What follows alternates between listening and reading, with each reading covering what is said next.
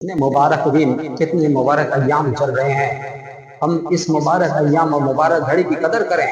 یہ زندگی سے اگر ایک بار نکل جائے، زندگی سے اگر ایک بار چلی جائے، دوبارہ یہ موقع ہمیں میسر نہیں ہوگا۔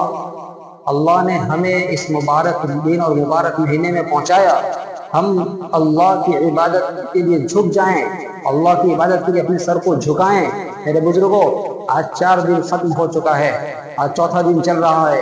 اب کچھ دن کے بعد یہ 10 دن کی جو فضیلت ہے وہ ہم سے ختم ہو جائے گی۔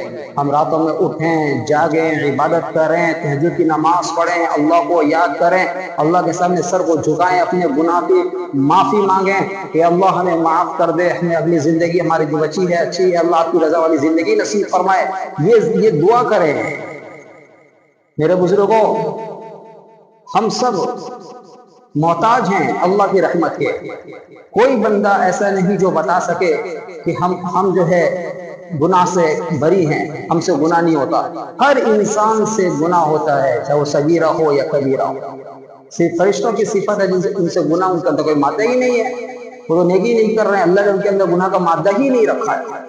ہمارے اندر دونوں مادہ ہے، گناہ کا بھی مادہ ہے، نیکی کا بھی مادہ ہے۔ اور سب سے بہتر وہ انسان وہ ہے جو اپنے نفس کو مار کر اللہ کا خالص بندہ بن جائے، اللہ کی رضا والی زندگی گزارنے والا بن جائے، اللہ کے سامنے ہم گڑگڑائیں، مانگیں۔ کتنا مختصر وقت اللہ نے ہمیں میسر کیا ہے، اس مختصر اوقات کی ہم قدر کریں گے انشاءاللہ۔